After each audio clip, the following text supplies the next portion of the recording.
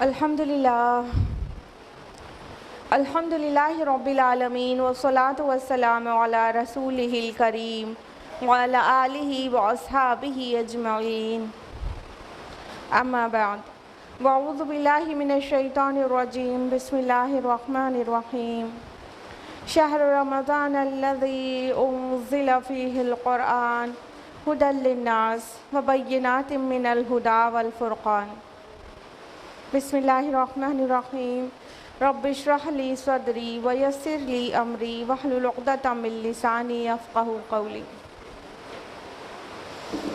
میرے عزیزی سامعات، آپ سبھی کا درس قرآن مجید میں تہہ دل سے خیر مقدم ہے۔ السلام علیکم ورحمۃ اللہ وبرکاتہ۔ کیسے آپ سبھی لوگ؟ الحمدللہ، اللہ تعالیٰ آپ کو اچھا رکھے، صراط مستقیم پر رکھے، بہت خوشحال رکھے، طرح طرح کے وائرسز اور طرح طرح کے ڈیزیزز سے آپ کی حفاظت کرے، ساتھ ہی آپ کے ایمان کی بھی حفاظت کرے اور اسے دن دونی رات چوگنی ترقی عطا کرے، آمین یا رب العالمین۔ تو پھر آج ہم لوگ واپس آ جاتے ہیں کس سورہ پر؟ سورۃ الحج پر، درس قرآن مجید میں۔ اگر کسی کو یاد ہو دین پلیز مینشن اٹ کہ لاسٹ ٹائم ہم لوگوں نے سورہ حج کی کس آیت تک درس مکمل کیا تھا؟ بالکل صحیح یاد ہے سب کو، ماشاءاللہ، آیت نمبر 48 تک، اور اب ہم لوگ بڑھیں گے آیت نمبر 49 آن ورڈز انشاءاللہ آج تفصیل سے۔ تو اس سے پہلے کہ ہم آیت نمبر 49 پریزنٹ کریں، اس کے پیچھے کا تھوڑا ریویژن لے لیتے ہیں تاکہ آپ کے لیے آسانی ہو جائے اور میرا بھی تسلسل مینٹین ہو جائے۔ اس سے پہلے کی آیات میں ہم نے جانا تھا کہ اللہ تعالیٰ اپنے نبی صلی اللہ علیہ وسلم سے خطاب کر کے ان کو تسلی دے رہے تھے کہ اے نبی، اگر یہ آپ کو جھٹلا رہے ہیں تو کچھ نئی بات نہیں ہوگا یہ آپ کے ساتھ۔ ہر نبی، ہر رسول کو جھٹلایا گیا۔ قوم نوح نے نوح علیہ السلام کو جھٹلایا، اور سمود نے صالح علیہ السلام کو جھٹلایا، اور اس کے علاوہ ابراہیم علیہ السلام کی قوم، لوط علیہ السلام کی قوم، اور اس سے پہلے کہ جو قومیں تھیں عاد وغیرہ، وہ سب لوگوں نے اپنے اپنے رسول کو جھٹلایا تھا۔ اس لیے اے نبی صلی اللہ علیہ وسلم، یہ آپ کے ساتھ کچھ نئی بات نہیں ہے جو ہو رہی ہے۔ مدین کے لوگوں نے بھی شعیب علیہ السلام کو جھٹلایا تھا۔ تو پھر کیا ہوا؟ جب اللہ کے رسولوں کی تکذیب کی گئی تو اللہ تعالیٰ نے فرمایا کہ ہم نے ان کو ڈھیل دی، پھر اس کے بعد پکڑ لیا، تو پھر دیکھ لو میری پکڑ کیسی ہوتی ہے۔ یعنی اگر یہ کافروں کو ڈھیل دی جا رہی ہے، آپ کو جھٹلا رہے ہیں، آپ کو ستا بھی رہے ہیں، اور ان پر کوئی عذاب بھی نہیں آ رہا ہے، تو آپ نہ اس لیے رنجیدہ ہوں کہ آپ کو جھٹلا رہے ہیں، اور نہ اس لیے مغموم ہوں کہ آپ کے رب نے آپ کو چھوڑ دیا ہے۔ نہیں، ایسے پہلے ہوتا چلا آیا ہے۔ اور اس کے پروف کے طور پر اللہ تعالیٰ نے بہت ساری بستیوں کا ذکر کیا کہ جب بھی کسی بستی کو اللہ تعالیٰ ہلاک کرتے ہیں تو کیا ہوتا ہے، یہ ضروری ہوتا ہے کہ اس سے پہلے انہوں نے ظلم کیا ہو اس بستی کے اندر۔ اور پھر فرمایا کہ دیکھو کتنی ہی بستیاں گری پڑی ہیں اور اپنی چھتریوں پر، اور کتنے ہی کنویں ہیں جو یہ ظاہر کر رہے ہیں کہ اس سے پہلے یہاں بستی تھی اور یہ کنویں پانی نکالا جاتا تھا، لوگ یہاں رہتے بستے تھے، لیکن اب بالکل ویران پڑے ہیں، اور کتنے ہی محل ہیں جو اس بات کو یاد دلا رہے ہیں کہ کیسے ان کے اندر رہا بسا شان دکھایا جاتا تھا، اور اب بالکل ویران سنسان پڑے ہیں۔ تو اللہ تعالیٰ اس کو ایک نشانی بنا کر پیش کر رہے ہیں، پچھلی قوموں اور بستیوں کی ویرانی کو ایک نشانی بنا کے اللہ تعالیٰ پیش کر رہے ہیں کہ لوگ زمین میں کیا گھومتے پھرتے نہیں، کہ دیکھیں کہ یہ ان کے دل ہوتے جس سے یہ سمجھتے، ان کے کان ہوتی جس سے یہ سنتے، ان کی آنکھیں ہوتی تو ان سے وہ دیکھتے۔ ایکچولی ان کی آنکھیں اندھی نہیں ہوئی بلکہ وہ دل جو سینوں میں ہے وہ اندھے ہو گئے۔ مطلب یہ سمجھنا چاہتے ہی نہیں، اس وجہ سے نہیں سمجھ رہے ہیں، ورنہ دیکھنے کے لیے ان آنکھوں سے دیکھنے کے لیے اور ان کانوں سے سننے کے لیے بہت کچھ موجود ہے ان کے گرد و پیش، لیکن یہ ان کے دل اندھے ہو گئے ہیں، اس وجہ سے چیزوں کو نہیں سمجھ رہے ہیں۔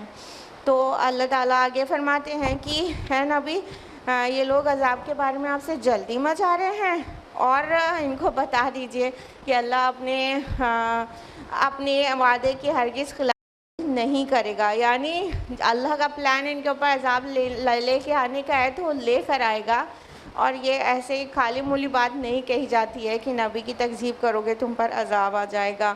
اور اللہ تعالیٰ یہ بھی منشن کرتے ہیں کہ یہ ہر دن آپ سے عذاب کی جلدی کرے، ابھی تک نہیں آیا تو وہ دن کب آئے گا جب عذاب آ جائے گا؟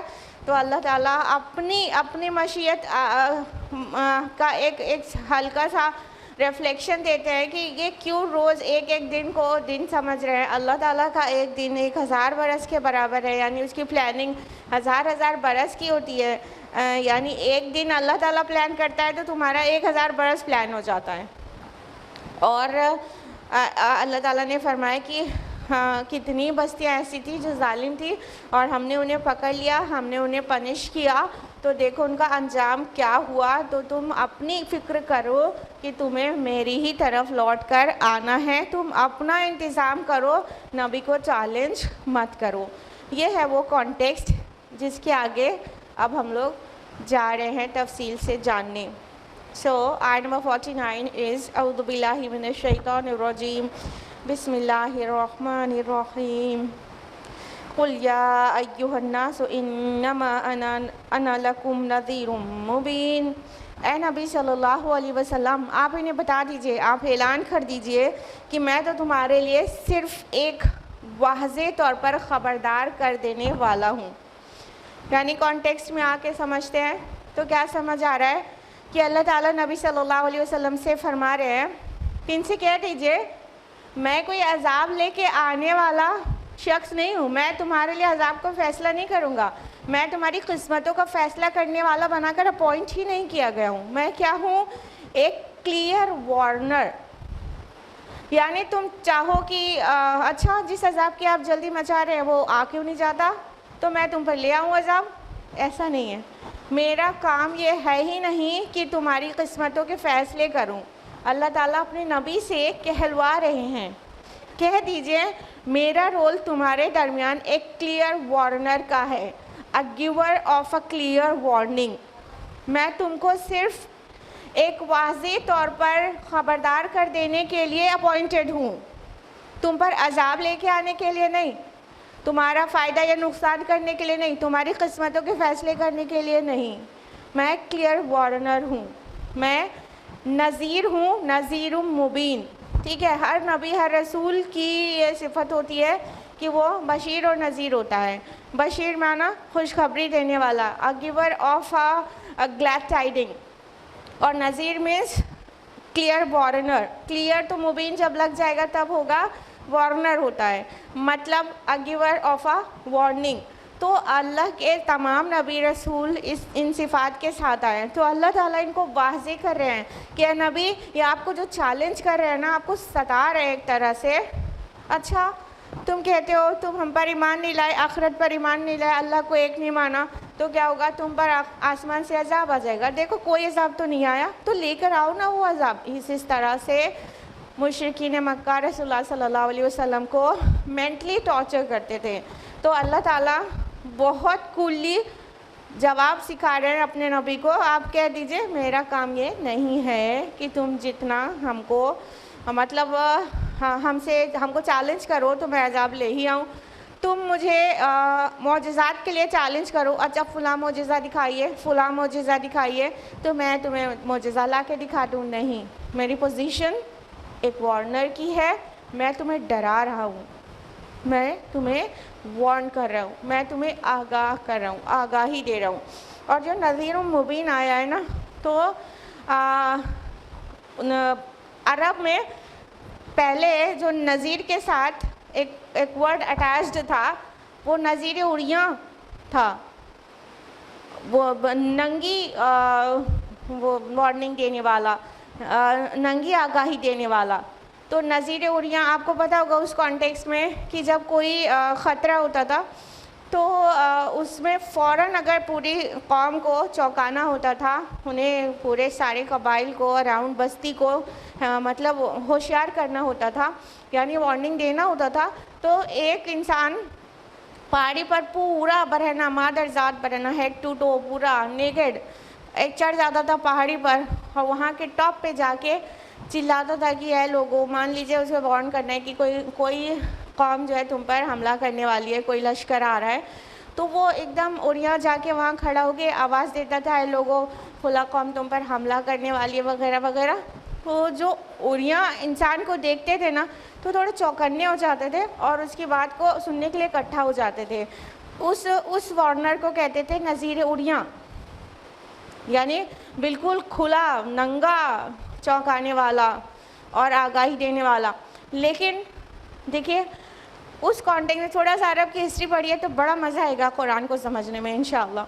تو اس کانٹیکسٹ میں دیکھیے وہ نذیر ورڈ تو وہی والا ہے جو ان کے لیے نون ہے، لیکن یہاں نذیر اڑیاں قرآن نے نہیں کہا، نذیر مبین کہا. کتنا بیوٹیفل چینج کیا، کھلا صاف طور پر تم کو آگاہ کرنے والا.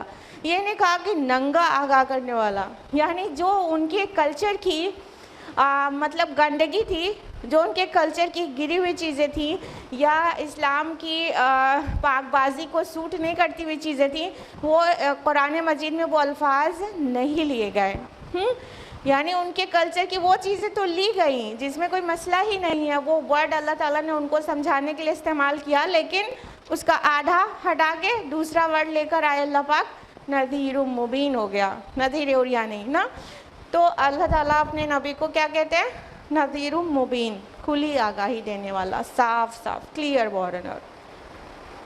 آیت نمبر 50 میں ہے فَالَّذِينَ آمَنُوا وَعَمِلُوا الصَّالِحَاتِ لَهُم مَغْفِرَةٌ وَرِزْقٌ کریم. تو جو لوگ ایمان لائیں اور نیک عمل کریں ان کے لیے اللہ کی طرف سے مغفرت اور بہت عزت کی روزی ہے.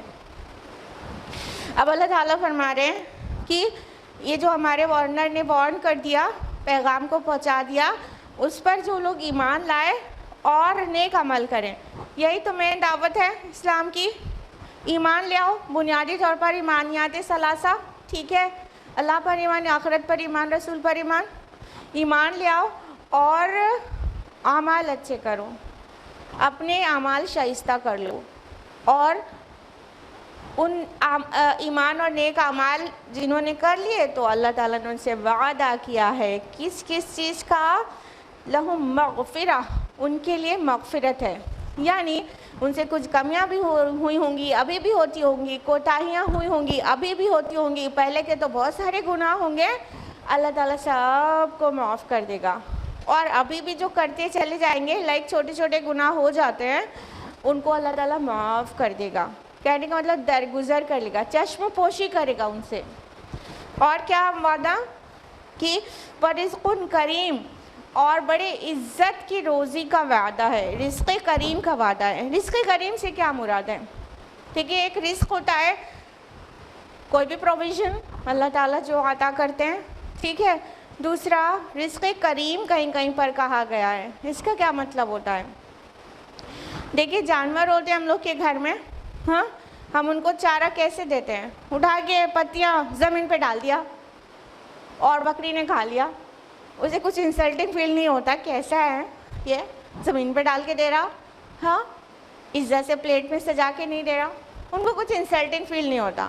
لیکن انسان ہوتے ہیں، انسان کو مان لو ایک کو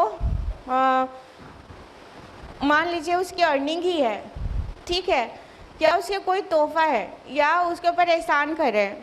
ایک ہم نے بلینک چیک ہی دے دیا مان لو، اب چاہے جتنا فل کرے ہماری دولت میں سے، بلینک چیک ہی دے دیا، لیکن کیا کیا؟ اٹھایا اور ایسے زمین پر پٹک دیا اور کہا اٹھا لو. تو یہ عزت کی روزی ہے، کتنا انسلٹنگ سا فیل ہو جائے گا نا انسان کو. ٹھیک ہے، 1 کروڑ روپے کیش دے رہے ہیں، اٹھایا زمین پہ پٹک دیا، اٹھا لو. یہ عزت کی روزی نہیں ہے، یہ انسلٹنگ ہے انسان کے لیے. جس طرح انسان ایک ڈگنیفائڈ پرسن ہونا پسند کرتا ہے، تو اس کو اگر عزت کے ساتھ ہمبلی دیا جائے تو اسے اچھا لگتا ہے. اس کو رزق کریم کہتے ہیں کہ کوئی فقیر بھی ہے تو اس کو بٹھایا اور اس کے بعد کھلایا پلایا, ایسے نارمل زمین میں پٹک کے نہیں, ایسے, تو یہ عزت کی روزی ہے. تو رزق کریم سے مراد ہے ایک تو وہ رزق جو اپنے آپ میں پاک ہے, جو اپنے آپ میں گریشیس ٹائپ ہے, جو اپنے آپ میں ویلیوبل ہے, قیمتی ہے, اچھا ہے. دوسرا, اس کو دیا بھی جو جائے وہ عزت کے ساتھ دیا جائے.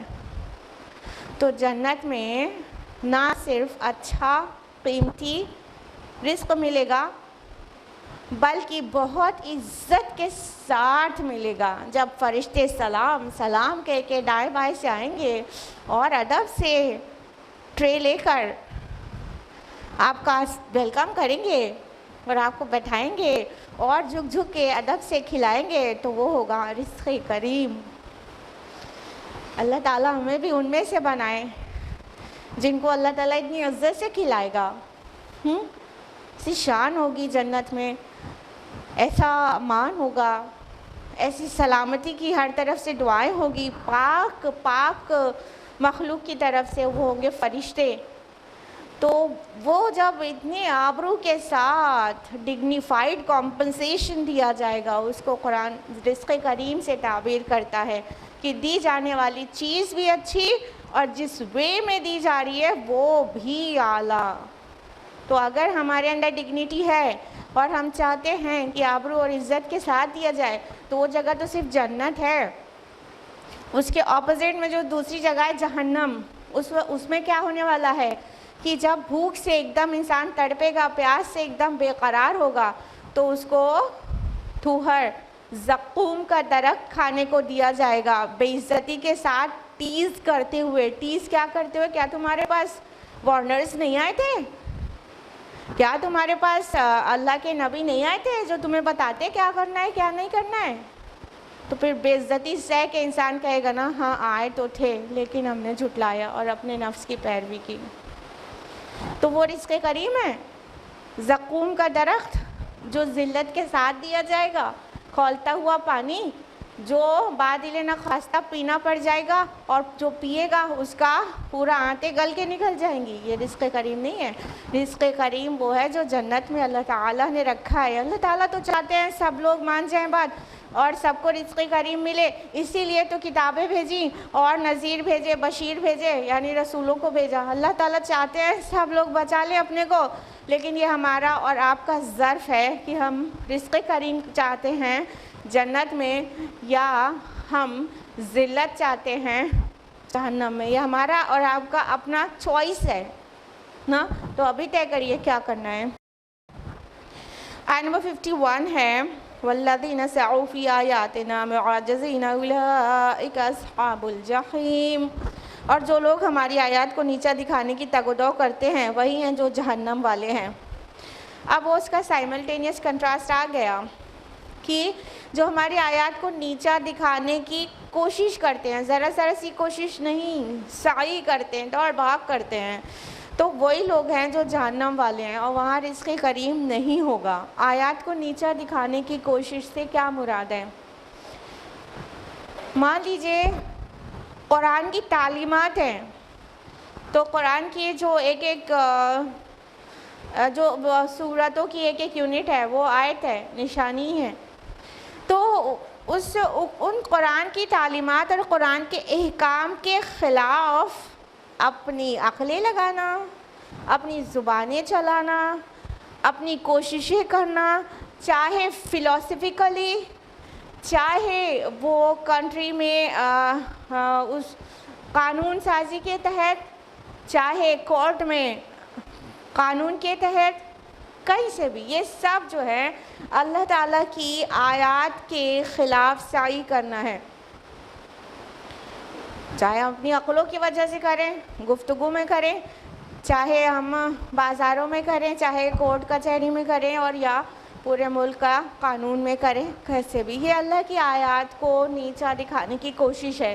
یعنی ایکچول کانسٹیٹیوشن جو اللہ تعالیٰ نے دیا ہے اس کے علاوہ کسی اور کی کا جھنڈا بلند کرنے کی کوشش کریں, جو کہ قرآن کے خلاف ہے. جہاں تک کمپیٹیبلٹی ہے مسئلہ نہیں ہے, جہاں تک بالکل خلاف ہو جانے والی بات ہے تو ایسے کے لیے کہا گیا کہ جو لوگ ہماری آیات کو نیچا دکھانے کی, نیچا کرنے کی اور اپنا باطل کا جھنڈا بلند کرنے کی کوششیں کرتے ہیں, سعی کرتے ہیں, تو وہ ہیں اصحاب الجحیم, جہنم والے, جہاں پر وہ بہت پنش کیے جائیں گے اور رزق کریم کے اپوزٹ ان کو بہت برا اور بہت خراب رزق دیا جائے گا, جو نہ ان کے گلے سے اترے گا اور نہ ہی پیٹ میں بھوک اور پیاس بجھائے گا, اگر فوڈ کی بات کریں.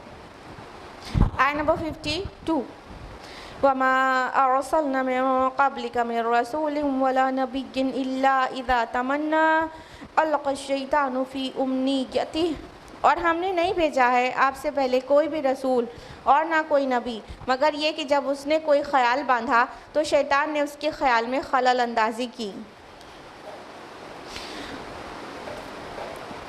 فَيَنسَخُ اللَّهُ مَا يُلْقِي الشَّيْطَانُ ثُمَّ يُحْكِمُ اللَّهُ آيَاتِهِ, تو اللہ منسوخ کر دیتا ہے اسے جو کچھ شیطان کا ڈالا ہوا ہوتا ہے, پھر اللہ اپنے فیصلوں کو پختہ کر دیتا ہے. واللہ علیم حکیم, اور اللہ سب کچھ جاننے والا اور کمال حکمت والا ہے. اب دیکھیے یہ ون آف دا ٹفسٹ آیات ہے. ٹفسٹ اس لیے کہہ رہے ہیں کہ یہاں پر کچھ مفسرین نے ایسی تعویل کر دی ہے اس کی جو بالکل نامناسب ہے. چھوٹا منہ بڑی بات ہے, لیکن بہت زیادہ عجیب تعویلات دی گئی ہیں. تو ان تعویلات میں نہ جاتے ہوئے جو ایکچولی جو آتھینٹیسٹی کے ساتھ اور جو دل کو لگنے والی تعویل ہے وہ ہم آپ کو دیں گے, اور جو عجیب تعویل ہے موقع رہا تو اسے بھی منشن کریں گے. اللہ تعالیٰ یہاں پہ فرما رہے ہیں, اور ہم نے نہیں بھیجا آپ سے پہلے کوئی بھی نبی یا نہ ہی کوئی بھی رسول کو جب اس نے تمنا کی ہو تو شیطان نے اس کے خیال میں خلل اندازی کی ہو. سب سے پہلے جانتے ہیں کہ نبی اور رسول واو کے ساتھ آیا ہے, عطف کے ساتھ, تو یہاں پر معنی میں تھوڑا سا ڈفرینس آئے گا. دیکھیے کچھ الفاظ قرآن مجید میں ایسے ہیں جو ایک دوسرے کے انٹرچینجبلی استعمال ہوتے ہیں قرآن میں ایک جگہ سے دوسری جگہ. ان میں سے دو الفاظ ہیں مومن اور مسلم. قرآن میں مومن کی جگہ مسلم اور مسلم کی جگہ مومن دونوں ہم معنی طرح سے انٹرچینجبلی استعمال ہوتے ہیں. اسی طرح نبی اور رسول جب الگ الگ آئیں تو ایک دوسرے کے ہم معنی ہوتے ہیں یا تو انٹرچینجبلی بھی معنی کے اعتبار سے استعمال ہوتے ہیں. تو جب نبی آئے تو اس کا معنی رسول بھی لے سکتے ہیں, اور جب رسول آئے تو اس کا معنی نبی بھی لے سکتے ہیں, الگ الگ آئے تو. لیکن جب دونوں الفاظ ایک ساتھ آ جائیں گے تو اس میں کچھ نہ کچھ فرق ہوگا, ٹھیک ہے. اسی طرح مسلم اور مومن جب ایک ساتھ آ جائیں گے تو اس کا جو فرق ہے وہ وہاں پہ ایگزسٹ کرے گا. یہاں پہ یہ وہ مقام ہے قرآن مجید کا جہاں پر رسول اور نبی دونوں الفاظ ایک ساتھ آئے ہیں. آپ کے یوزولی آپ کے نالج میں یہ رہتا ہوگا کہ نبی اور رسول بوتھ آر سیم, دونوں الفاظ ایک ہی چیز کے لیے استعمال ہوتے ہیں. جب انگلش میں ٹرانسلیٹ کرتے ہیں تو نبی کو پروفٹ کر دیتے ہیں اور رسول کو ہم میسنجر کر دیتے ہیں. لیکن ایکچولی اس میں اپنے آپ میں فرق ہے, لیکن یہ فرق صرف ایک ساتھ آنے پر کیا جائے گا, ادروائز ایک دوسرے کی جگہ استعمال ہوئے ہیں پورے قرآن میں, ٹھیک. اور اس کو عام طور پہ ہم معنی سمجھ سکتے ہیں, کوئی مسئلہ نہیں ہے. جب ایک ساتھ آ رہے ہیں یعنی جو فرق ہے, تو رسول اور نبی لفظ میں جو فرق ہوگا وہ یہ کہ جو رسول ہوتا ہے وہ شریعت کو لے کر آنے والا ہوتا ہے, شریعت کا نفاذ کرانے والا ہوتا ہے, ٹھیک ہے. اور جو نبی ہوتا ہے وہ پچھلے کسی رسول کی شریعت کو لے کر اسی کو فارورڈ کرانے والا ہوتا ہے. کلیئر ہے؟ بہت ساری چیز تو کامن ہی ہے نا, یہ تو ڈفرینس بتا رہے ہیں. کامن چیز آپ کو پتہ ہے, نبی کو بھی وحی ریسیو ہوتی ہے اللہ کی طرف سے اور رسول کو بھی وحی ریسیو ہوتی ہے اللہ کی طرف سے. نبی اور رسول دونوں بشر ہوتے ہیں، نبی اور رسول دونوں پاک ہوتے ہیں، نبی اور رسول دونوں معصوم ہوتے ہیں، اور نبوت یا رسالت کے اپوائنٹمنٹ سے پہلے ان کا کوئی گناہ ریکارڈڈ نہیں ہوتا۔ یہ ساری چیزیں تو کامن ہیں نبی اور رسول کی ڈیفینیشن میں یا ان کی صفات میں، یہ ساری چیزیں تو کامن ہیں۔ دونوں اللہ کے چوزن ہوتے ہیں، اللہ انہیں چنتا ہے، ٹھیک ہے۔ اللہ یصطفی من الملائکۃ والبشر، اللہ ہی چنتا ہے رسولوں کو فرشتوں میں سے بھی اور انسانوں میں سے بھی۔ تو یہ اللہ کے چوزن، یہ تو کامن ہو گیا۔ جو ڈفرینس ہے وہ ہم آپ کو بتا رہے تھے۔ ڈفرینس یہ ہے کہ نبی رسول کوئی نئی شریعت جب آنی ہوتی ہے تو اس کو لے کے آنے والا اور اس کا نفاذ کرانے والا ہوتا ہے، اور نبی جو ہوتا ہے اس سے پہلے کوئی رسول کی شریعت آ چکی ہو اس کو فارورڈ کرانے والا، اس کو کیری کر کے آگے لے جانے والا ہوتا ہے۔ کلیئر ہے؟ یہ ڈفرینس ہو جاتا ہے نبی اور رسول میں۔ تو رسول زیادہ نہیں آئے ہیں، limited numbers of messengers are there, اور نبی بہت زیادہ تعداد میں آئے ہیں۔ اگر ایک حدیث کی بات کریں جس کی اوتھینٹسٹی پہ تھوڑا سا سوال رہتا ہے، لیکن بہرحال اس میں ہے کہ 1,24,000 انبیاء آئے ہیں، ٹھیک ہے، لیکن رسول ان میں سے کم ہی تھے، 300 سم تھنگ رسول آئے ہیں، پورے آدم سے لے کے محمد رسول اللہ صلی اللہ علیہ وسلم تک۔ تو جو رسول ہے وہ فار شیور نبی ہوگا، لیکن جو نبی ہے اس کا رسول ہونا ضروری نہیں، جیسا کہ ہم نے ریفرنس بتا ہی دیا، رسول خاص ہے، نبی عام ہے، ٹھیک ہے۔ نبی کے پاس رسالت کی ڈگری بھی ہو ایسا ضروری نہیں، لیکن رسول کے پاس نبوت کی ڈگری تو انڈرسٹوڈ ہے کہ ہے، کلیئر ہے۔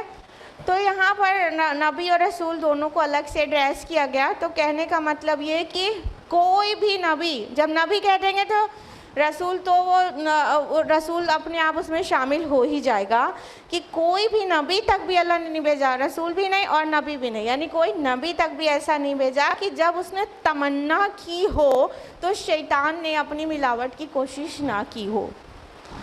یہاں لفظ تمنا جو ہے یہی کئی لوگوں کو لے گیا ہے اور بہت عجیب عجیب تعویلات دے دی ہیں تمنا ورڈ پر۔ تو تمنا کا میننگ اچھی طرح سے سمجھنے کی ضرورت ہے۔ دیکھیے، تمنا کے دو معنی ہوتے ہیں عربی زبان میں، ٹھیک۔ ایک معنی وہی ہوتا ہے جس کو آپ اردو میں تمنا استعمال کرتے ہیں، یعنی وش، آرزو، ٹھیک۔ تو تمنا کا ایک معنی تو یہ ہو گیا، وش۔ دوسرا معنی تمنا جو یہاں پر ہے، جو قرآن میں عربی زبان میں استعمال ہوتا ہے، یا ادر دین قرآن، عربی زبان کے شعراء نے، جیسے کہ حسان بن ثابت رضی اللہ عنہ نے اپنے اشعار میں استعمال کیا ہے، تو وہ معنی، دوسرا معنی ہوتا ہے تلاوت، تلاوت آیات الہیہ، کلیئر۔ تو ایک معنی تو تمنا کی آرزو ہوتا ہے جو اردو زبان میں ہم جس وے میں سمجھتے ہیں بالکل وہی، اور دوسرا معنی تمنا کا ہوتا ہے تلاوت۔ تو یہاں دونوں معنی میں جو میٹر ہے وہ ویری ویل ایکسپلین ہوتا ہے، ٹھیک۔ اللہ تعالیٰ فرما رہے ہیں کہ ایسا کوئی بھی نبی ہم نے نہیں بھیجا کہ جب اس نے تمنا کی ہو تو شیطان نے کوشش نہ کی، وہ اپنی ملاوٹ اور اپنی چھیڑ چھاڑ کی، خلل اندازی کی۔ اگر پہلے معنی میں تمنا لیا جائے، آرزو، وش، اسٹرانگ وش، تو اس آیت کا مطلب ہوگا جب بھی نبی کوئی ارادہ کرتا ہے، خواہش کرتا ہے، آرزو کرتا ہے، تو شیطان اپنی ملاوٹ اس میں کس طرح سے کرتا ہے، سمجھیے۔ دیکھیے، انسان کی نبی کی جو نبی کا جو کردار ہوتا ہے اس کے دو پہلو ہوتے ہیں۔ نبی کی پرسنالٹی دو پہلو سے ہوتی ہے، ہماری طرح نہیں ہوتی ہے۔ نبی کی پرسنالٹی دو طرح سے ہم سمجھ سکتے ہیں۔ ایک تو اس کے کردار کا، شخصیت کا وہ پہلو ہوتا ہے جو براہ راست وحی الہی کے تابع ہوتا ہے۔ تو جو جو شخصیت کا جو پہلو وحی الہی کے تابع ہوتا ہے اس میں شیطان کیا کوئی بٹ برابر بھی، رائے کے دانے برابر بھی دخل نہیں ہے، ٹھیک ہے. لیکن نبی کا ایک نجی پہلو ہوتا ہے، ایک ذاتی پہلو ہوتا ہے، اس کی ذاتی زندگی ہوتی ہے جو وحی الہی کے تابع نہیں ہوتی ہے. وہ اس میں اپنی مرضی سے سوچتا ہے، اپنی مرضی سے فیصلے لیتا ہے اور اپنی مرضی سے اس چیز کو امپلیمنٹ کرتا ہے. تو ایز فار ایگزامپل نبی کریم صلی اللہ علیہ وسلم مکہ سے جب مدینہ پہنچے تو وہاں پر دیکھتے ہیں کہ مدینہ کے لوگ جو زراعت کا کام ہے، جو ویجیٹیشن ہے، اس کے لیے آرٹیفیشل پولینیشن کا طریقہ اڈاپٹ کیے ہوئے تھے. آرٹیفیشل پولینیشن کھجور کے درختوں کا کیسے کرتے تھے؟ جو نر پھول کو کیا کرتے تھے؟ نر درخت کے پھولوں کو مادہ درخت کے پھولوں کے اوپر جھاڑ دیتے تھے. تو اس طرح آرٹیفیشل پولینیشن ہو جاتا تھا، ان کی فصل اچھی ہوتی تھی.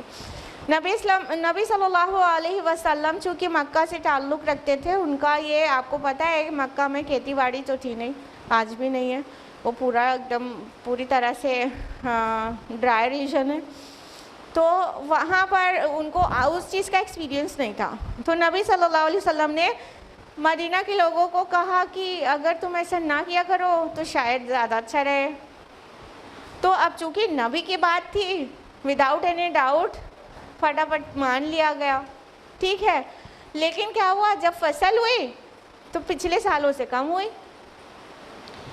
تو نبی صلی اللہ علیہ وسلم سے کو انفارم کیا گیا کہ ہم نے آپ کی بتائی تعبیر کے حساب سے وہ آرٹیفیشل پولینیشن والا نہیں کیا اور اب کی ہمیں فصل میں کافی نقصان ہو گیا. تو جانتے ہیں نبی صلی اللہ علیہ وسلم نے کیا جواب دیا تھا؟ یہ صحیح مسلم میں ہے. انتم عالم بامر دنیاکم، تم دنیا کے معاملے میں مجھ سے زیادہ جاننے والے ہو، تو ڈو ایز یو وش، تم جیسے کرنا پسند کرتے ہو ایسا کرو.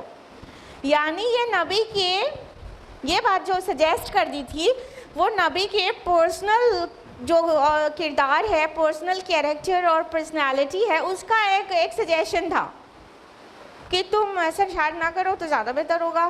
تو انہوں نے مان لیا، نقصان ہو گیا. تو یہ وحی الہی کے تابع نہیں تھا، اللہ کی طرف سے وحی نہیں آئی تھی کہ اے نبی ان سے کہہ دیجیے آرٹیفیشل پولینیشن نہ کریں. تو نبی صلی اللہ علیہ وسلم فوراً سرینڈر ہوئے، نہیں تمہیں جیسے ٹھیک لگتا ہے دنیاوی معاملے میں تم ویسے کیا کرو. اب اس پہ ایک چیز اور سمجھیے کہ کیا چیز اس سے ہمیں پتہ چلتی ہے. سائنٹیفک ڈیولپمنٹ کا ایک بہت بڑا راستہ ہمارے رسول نے کھول دیا کہ سائنس کے میدان میں تمہیں جیسے فائدہ ہو ویسے کرو. میرا کام تم کو سائنس کے لیے گائیڈ کرنا نہیں ہے. ظاہر بات ہے سائنس بھی، جغرافی بھی، ہسٹری بھی، نبی اس کو گائیڈ کرنے کے لیے نہیں آیا. ہاں نبی کے جو سبجیکٹ میٹر ہے اس میں وہ سائنس بھی، ہسٹری بھی، جغرافی بھی، کسی چیز کے ذریعے بھی ہدایت انسانی ملے گی تو وہ ایڈریس کرے گا. جیسے کہ قرآن میں سائنٹیفک آیات بھی ہیں، ہسٹری، جغرافی اور جیولوجی، فزیولوجی سب کچھ ہے. ڈفرینٹ برانچز آف سائنس بھی ہے، ہسٹری بھی ہے اور بھی بہت کچھ ہے. فلاسفی بھی ہے، ہائی ڈگری کی سائیکالوجی بھی ہے، ٹھیک ہے سب کچھ. لیکن یہ قرآن کا جو سبجیکٹ میٹر ہے ایکچولی نبی کا مشن اس سے ریلیٹڈ ہے. کیا ہے وہ؟ ہدایت انسانی. کلیئر؟ تو نبی صلی اللہ علیہ وسلم کا یہ ذاتی مشورہ تھا، ذاتی زندگی سے ریلیٹڈ مشورہ تھا کہ تم ایسا نہ کرو. ان لوگ نے مان لیا، نقصان ہو گیا. ٹھیک ہے. تو لیکن اللہ کے نبی صلی اللہ علیہ وسلم کی زندگی اور پرسنالٹی کا ایک بہت بڑا اور میجر پورشن کہہ سکتے ہیں وہ وحی الہی کے تابع تھا. اس میں آپ صلی اللہ علیہ وسلم اپنی خود کی ذاتی جو نجی پہلو ہے اس کا دخل بھی نہیں رکھتے تھے. ٹھیک، جو اللہ کا حکم ہے وہ اس کا سمعنا و اطعنا خود کرتے تھے اور صحابہ اور یعنی جو ایڈریسیز ہیں آپ کے ان کو بھی بہو وہی چیز پیش کرتے تھے. تو جو تمنا ورڈ یہاں پر استعمال ہوا ہے یہ نبی کے ذاتی جو پہلو ہے پرسنالٹی کا اس سے ریلیٹڈ استعمال ہوا ہے کہ نبی خواہش کرتا ہے، کچھ اس کی خواہش ہو سکتی ہے نہیں ہو سکتی، اس کی ذاتی زندگی کی خواہش ہو سکتی ہے کہ نہیں. ہاں آخر غزوہ میں کبھی کبھی صحابہ سے کہتے تم آگے نکلو، وہ آگے چلے آتے تھے. ہاں اور آپ عائشہ رضی اللہ عنہا سے کہتے چلو ہم دونوں ریس کرتے ہیں. تو یہ جو ہے دینی پہلو تو نہیں ہوا نا، یہ ذاتی زندگی کا ایک پہلو ہوا. تو ریس کرنا کوئی وہ تو نہیں ہے. یہ الگ بات ہے کہ ہمیں نبی کی ہر بات سے کچھ سیکھنے کو مل جاتا ہے، وہ الگ بات ہے، سنت ہے. مطلب وہ سنت بھی نہیں ہے لیکن نبی کا جو سنت ہے، جو طریقہ رہا ہے، طرز زندگی، اس میں ہر چیز سے ہمیں سیکھنے کو ملتا ہے، الگ بات ہے. تو جو ذاتی زندگی میں انسان، نبی بھی رسول بھی اپنے وے میں سوچ سکتا ہے، اپنے وے میں امپلیمنٹ کر سکتا ہے، اس میں وحی الہی کا دخل نہیں رہتا. اور جس میں وحی الہی کا دخل رہتا ہے اس میں ذاتیات بالکل نہیں چلتی. ہم یہ کہنا اور سمجھانا چاہ رہے ہیں. تو جب نبی ذاتیات سے اپنے کوئی تمنا کرتا ہے، جب وش کرتا ہے، تو اس میں شیطان دخل دے سکتا ہے. لیکن نبی کی کوئی تمنا وحی الہی سے ریلیٹڈ اس کی کردار کے پہلو کی ایسا کوئی کچھ نہیں ہوتا جس میں شیطان دخل دے سکے. اب ایگزامپل سے سمجھیے کہ ان آیات میں کیا کہا جا رہا ہے.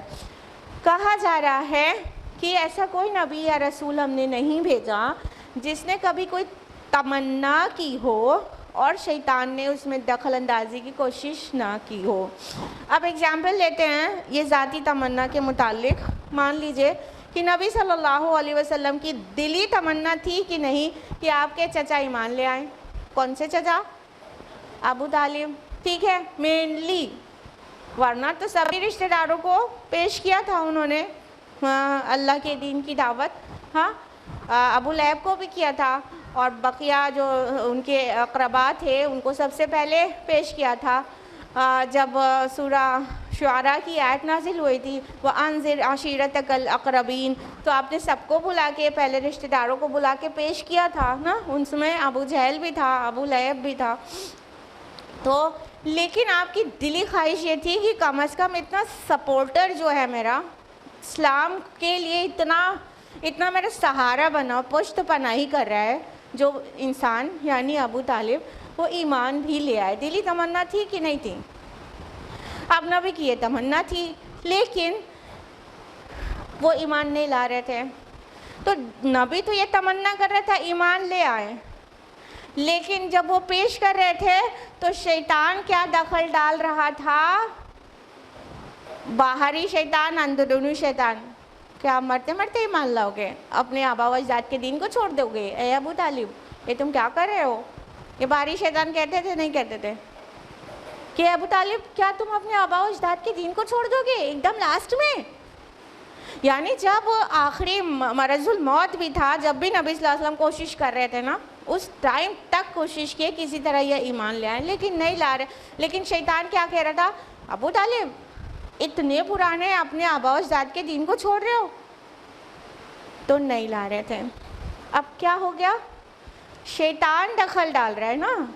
نبی تمنا کیا کر رہا ہے کہ میرے چچا ایمان لے آئیں. ہاں نوح علیہ السلام تمنا کیا کرتے ہوں گے؟ میرا بیٹا ایمان لے آئے نا. ابراہیم علیہ السلام کیا تمنا کرتے تھے؟ میرا والد ایمان لے آئے.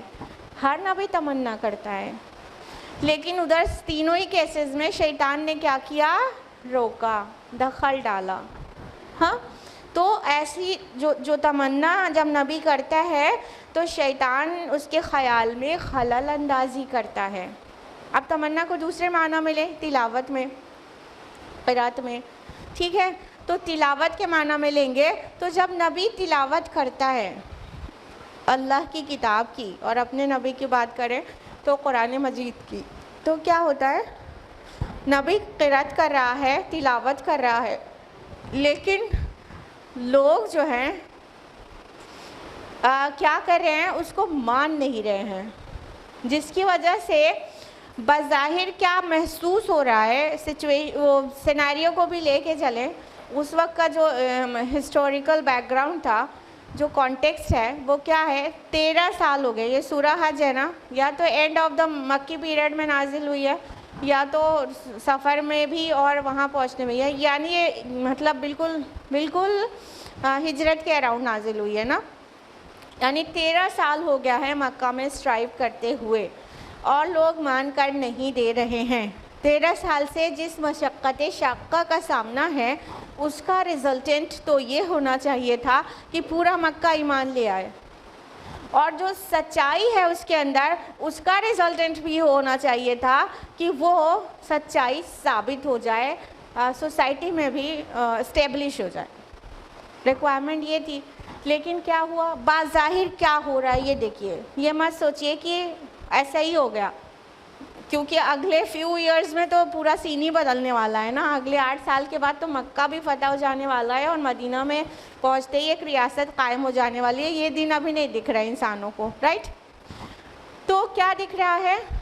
13 سال سے اللہ کے دین کی دعوت دے رہا ہے ایک انسان جو پاک ہے, جو گناہگار بھی نہیں ہے, اور لوگوں میں بھی ہمیشہ اچھا ہی تھا, کہتا تو ہے حق پر ہے, لیکن رزلٹ کیا نکلا اس کی اتنی محنتوں کا؟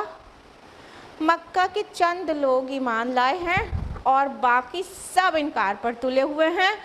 حالت یہ ہے کہ اپنا آبائی شہر چھوڑ کر اسے نکلنا پڑ رہا ہے, جان کے در پہ ہوئے ہیں. یہی تو حالات دکھ رہے ہیں. کتنا بڑا فیلئر نظر آ رہا ہے. ٹھیک ہے, تو نبی تو تلاوت کر رہا ہے اللہ کی آیات کی, لیکن لوگ مان کر نہیں دے رہے ہیں. اور نبی کی تمنا یہ بھی ہے کہ لوگ مان جائیں, سب لوگ ایمان لے آئیں, سب لوگ جہنم سے بچ جائیں. تمنا یہی تو ہے نبی کی. لیکن ظاہر میں دکھ رہا ہے کہ ایک بہت بڑا فیلئر ہے, اور یہ جو ظاہر ہے وہی شیطان کے لیے ذریعہ ہے خلل اندازی کرنے کا, داخل ہونے کا, لوگوں کے دلوں میں شکوک اور شبہات کو پیدا کرنے کا. تو نبی تو اللہ کی آیات پیش کر رہا ہے اور بہت کوشش کر رہا ہے اور تمنا کر رہا ہے سب لوگ ایمان لے آئیں, لیکن لوگ یہ جو دیکھ رہے ہیں وہ یہ دیکھ رہے ہیں کہ فیل ہو گیا, مشن فیل ہو گیا. نبی اپنے مشن کو دیوانہ وار سکسیس دینے کو بے قرار ہے, اور بظاہر لگ رہا ہے مشن پورا فیل ہو گیا. یہ کن کے دلوں میں شیطان وسوسے ڈال رہا ہے؟ جن کے ایمان کمزور ہیں, یا اچھے ایمان والوں کے ساتھ بھی کوشش کر رہا ہے. ایون نبی کے اوپر بھی کوشش کرتا ہے شیطان.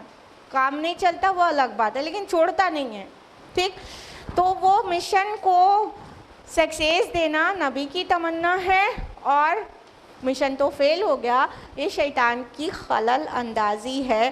تو یہ معنی ہے تمنا کا. اوور ہیئر اسی آیت میں آگے بات بڑھتی ہے, تو اللہ منسوخ کر دیتا ہے اسے جو کچھ شیطان نے ڈالا ہوتا ہے, پھر اللہ اپنے فیصلوں کو پختہ کر دیتا ہے. ایک دم آرام سے آ رہا ہے نا کہ ابھی فیو ایئرس کے بعد, ابھی تو جو وہ مدینہ میں ایک ریاست مسلمانوں کی قائم ہو جائے گی نبی صلی اللہ علیہ وسلم کی لیڈرشپ میں, اور اگلے 8 سالوں میں تو مکہ بھی فتح ہو جائے گا, پورے عرب میں اسلام کی حکومت ہو جائے گی, اور آپ صلی اللہ علیہ وسلم بے تاج بادشاہ بن جائیں گے. ٹھیک ہے, یہ تو دکھ رہا ہے آگے اللہ تعالیٰ کو, اور کسی کو نہیں دکھ رہا ہے.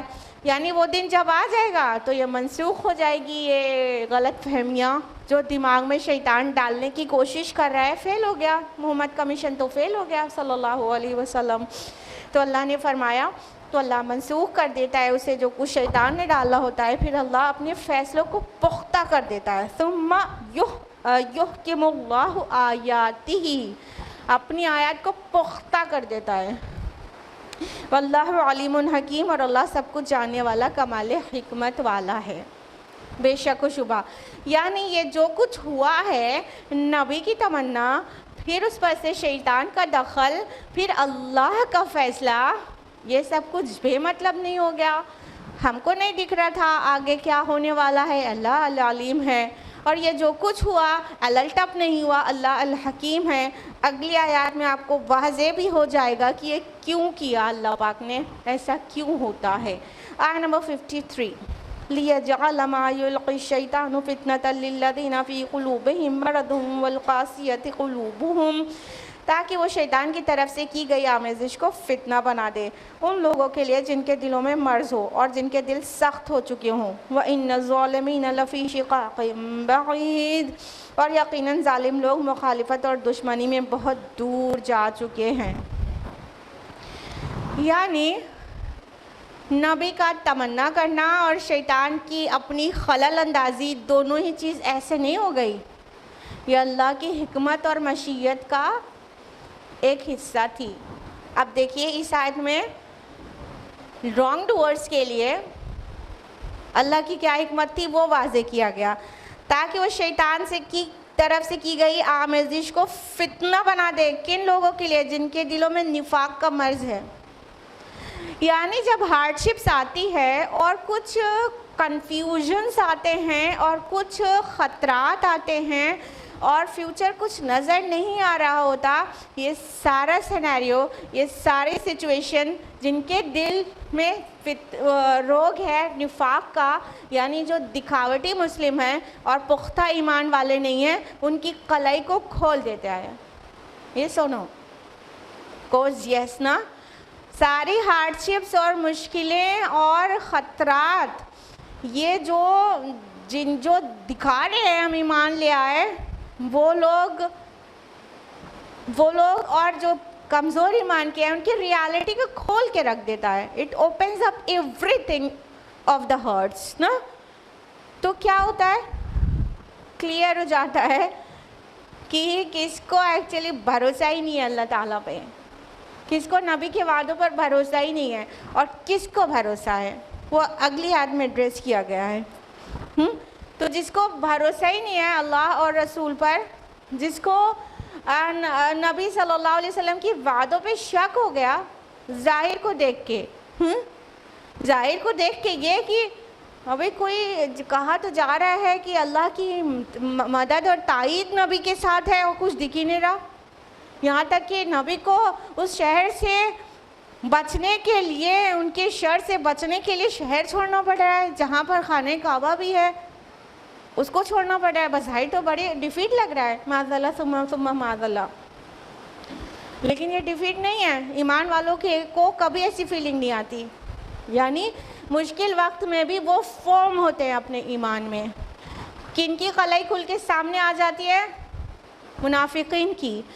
کون جس کا ایمان کمزور رہتا ہے وہ اس وقت ٹوٹ پھوٹ کے بہہ جاتا ہے کہیں، اور یہی چاہیے اللہ تعالیٰ کو آخرت میں دکھانے کے لیے۔ یہ دیکھو ایسا وقت پڑا تھا تو یہ دیکھ لو اپنی ویڈیو، تم نے یہ کیا تھا، وہاں پہ بھی دعوی ایمان کر رہے تھے، یہاں پہ بھی کر رہے ہو، لیکن دیکھ لو چھوٹا سا ٹیسٹ آیا تھا تو تم نے یہ کیا تھا۔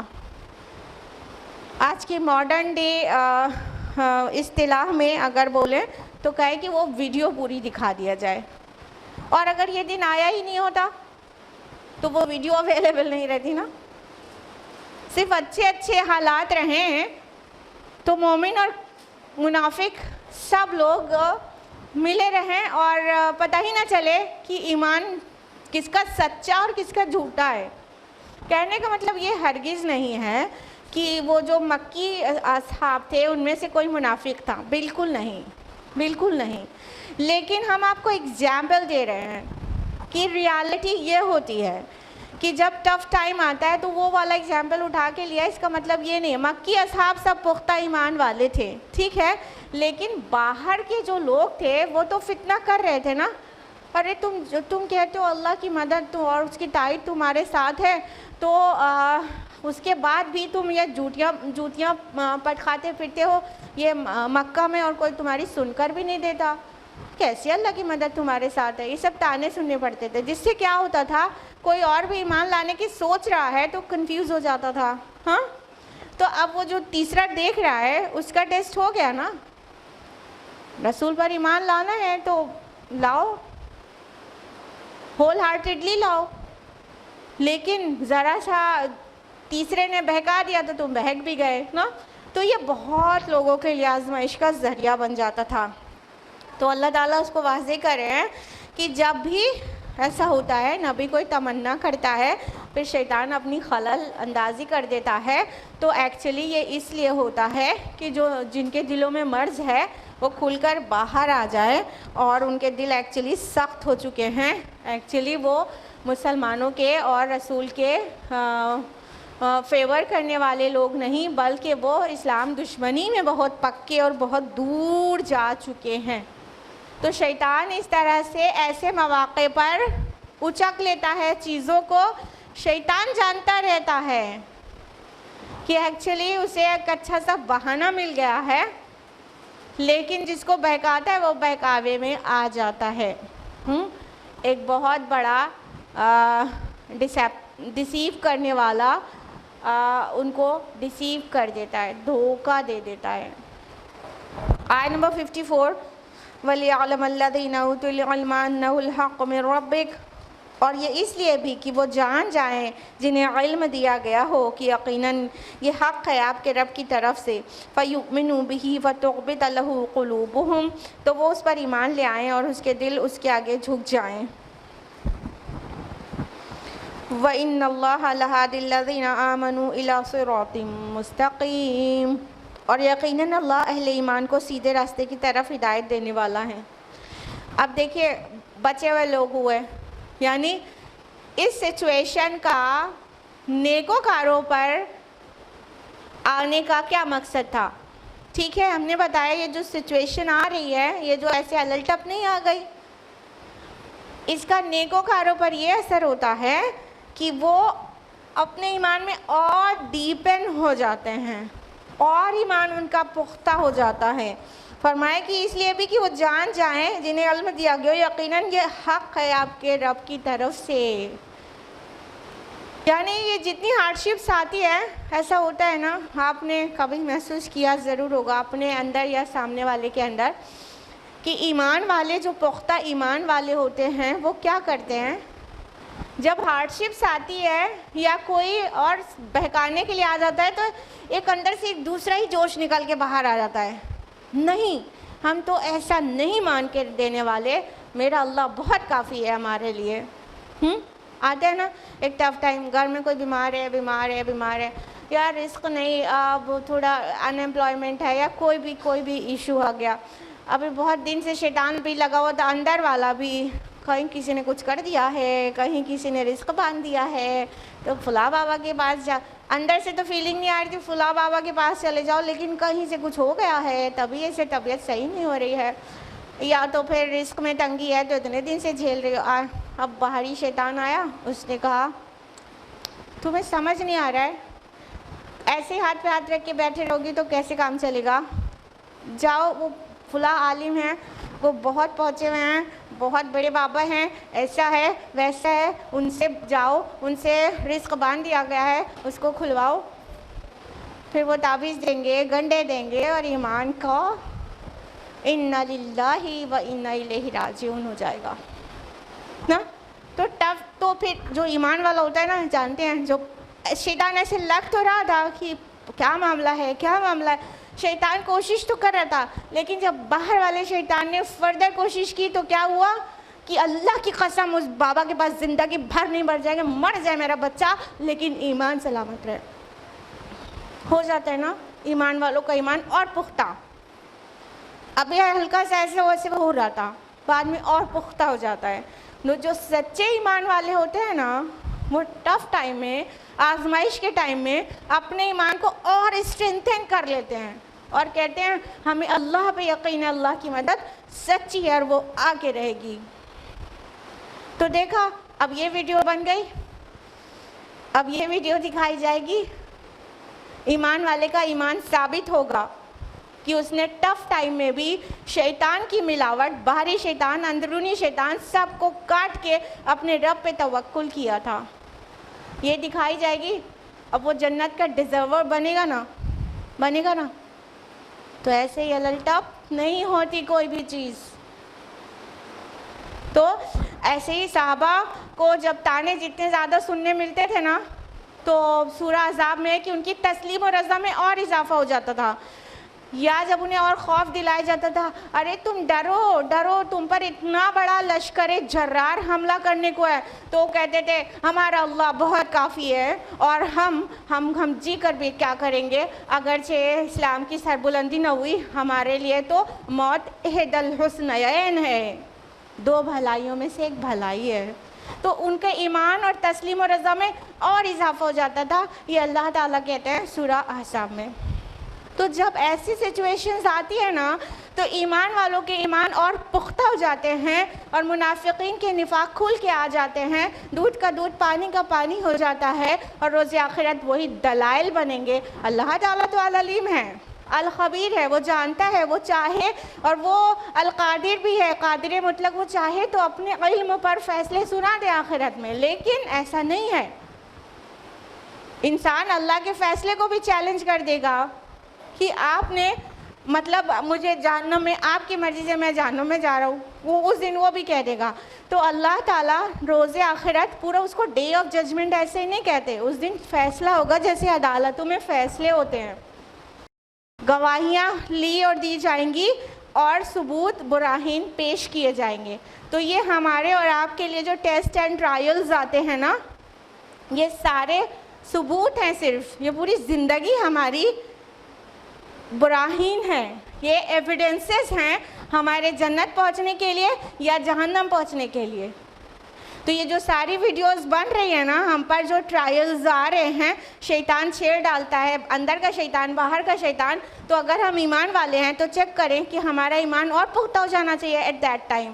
لیکن اگر ہم ایسے حالات میں ایک دم سے دل شکستہ ہو کے جو کوئی کچھ کہہ دیتا ہے تو صراط مستقیم پہ بڑھتے بڑھتے ایسے ڈیویٹ ہو کے وہ بابا کے پاس چلے جاتے ہیں، تو ہو گیا رخصتی ایمان کی، اور طے ہو گیا راستہ جہنم کا۔ ٹھیک، تو یہ ہے اللہ تعالیٰ نے بہت واضح کر کے اس ایگزامپل سے بھی سمجھا دیا، دوسرے طرح سے بھی سمجھایا گیا ہے، لیکن یہاں پہ اس طرح سمجھایا گیا ہے کہ کوئی نبی ایسا نہیں ہے کہ تمنا کرے اور شیطان اس میں اپنی دخل اندازی کرے، پھر اس کا دونوں سائیڈ میں جو مقصد بتایا گیا ہے کہ ایمان والوں کا ایمان میں اور اضافہ ہو جاتا ہے، اور ان کے اعمال اور اچھے بڑھ جاتے ہیں، اور وہ اللہ کی طرف اور جھک جاتے ہیں، اور اللہ تعالیٰ تو چاہتا ہی ہے انہیں صراط مستقیم دکھائے، وہ فردر صراط مستقیم پر ان کو استقامت ہو جاتی ہے، اور جن کے دل معمولی سے ایمان والے ہوتے ہیں وہ پھر ٹیسٹ اور ٹرائل اور اس طرح کی سچویشن کو برداشت نہیں کر پاتے، جلدی سے ہار جاتے ہیں اور غیر اللہ کے پاس چلے جاتے ہیں اور اپنے ایمان کا نقصان کر لیتے ہیں۔ تو یہ حکمت بتائی گئی ہے اس طرح کے حالات جو آتے ہیں اس کی۔ آیت نمبر 55 ہے، وَلَا يَزَالُ الَّذِينَ كَفَرُوا فِي مِرْيَةٍ مِّنْهُ، اور کافر تو اس بارے میں ہمیشہ شک و شبہ میں ہی رہیں گے، حَتَّى تَأْتِيَهُمُ السَّاعَةُ بَغْتَةً أَوْ يَأْتِيَهُمْ عَذَابُ يَوْمٍ عَقِيمٍ، یہاں تک کہ یا تو ان پر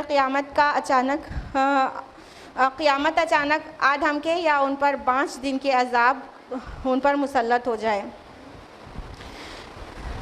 یہاں پر کہا گیا کہ کافر، مطلب یہ سارا صاف کر کے رکھ دیا گیا کہ جو کفار اور مشرکین ہوتے ہیں ان کے دل میں شک و شبہ ہوتا ہے، ایمان والوں کے دل میں شک و شبہ نہیں ہوتا، لا ریب فیہ، تو شک شبہ نہیں کرتے۔ تو جو کافر لوگ ہیں تو وہ کیا کرتے ہیں، ان کے دل میں تو ہمیشہ ہی شک شبہ رہتا ہے، تو یہاں تک کہ ان کا شک شبہ it leads to and gets ends at قیامہ، قیامت پر ختم ہوگا، یعنی اچانک قیامت کے دن انہیں ہوش آئے گا یہ انہوں نے کیا کیا۔ یا تو کہا گیا عذاب یوم عقیم، یا تو 5 دن کے عذاب۔ یہ 5 دن کیا مطلب، یوم عقیم، عقیم یوزولی بیرن لینڈ کو کہتے ہیں جس سے کوئی ویجیٹیشن نہ ہو سکے، ٹھیک ہے، انسانوں میں سے یا جانوروں میں سے بھی جس سے اولاد نہ ہو سکے ان کو کہتے ہیں۔ کہنے کا مطلب عقیم کا جو لفظ ہے اس کا مطلب یہ ہے جس سے کوئی خیر برآمد نہ ہو۔ تو جو لوگ جس عذاب کو عذاب یوم نقیم کہا گیا، مطلب وہ دن کا عذاب جس دن میں کوئی خیر ہی نہ ہو، یعنی انہیں مہلت نہ ملے، یعنی انہیں ذرا سا بھی توبہ کرنے کی مہلت نہ ہو، اور وہ اتنا سخت دن ہو، اتنا سخت عذاب ہو کہ اس میں کوئی خیر نہ ہو، خیر سے خالی ہو۔ تو اس طرح اس دن کو یوم عقیم کہا گیا۔ یوم عقیم مینس خیر سے خالی دن۔ تو جس دن عذاب آئے گا اس دن وہ دن خیر سے خالی نہیں ہوگا تو اور کیا ہوگا، ٹھیک ہے۔ یہاں تک کہ ریح عقیم بھی قرآن میں ورڈ آیا ہے، خیر سے خالی ہوا۔ تو ہوا یوزولی بارش کا پتہ دیتی ہے، لیکن وہ ہوا جو سمود پر عاد پر آئی تھی، قوم عاد پر، وہ تو خیر سے خالی تھی نا۔ تو اللہ تعالیٰ فرما رہے ہیں کہ یہ تو شک و شبہ میں پڑے ہی رہیں گے یہاں تک کہ قیامت آ جائے، یا تو اس دن کا عذاب ان پر آ جائے جو بالکل خیر سے خالی ہو اور یہ نیز تو نابود کر دیے جائیں۔ تو آج ہم لوگ یہیں پر رکیں گے آیت نمبر 55 پر، اور آیت نمبر 56 آنورڈز انشاءاللہ نیکسٹ ویک جانیں گے تفصیل سے۔ آج کے لیے اتنا ہی۔ اللہ تعالیٰ سے دعا ہے کہ ہم سبھی کو قرآن مجید پڑھنے، سمجھنے، غور و فکر کرنے، عمل کرنے اور دوسروں تک پہنچانے کی توفیق عطا فرمائے۔ آمین یا رب العالمین۔ وآخر دعوانا الحمدللہ رب العالمین۔ والسلام علیکم ورحمۃ اللہ وبرکاتہ۔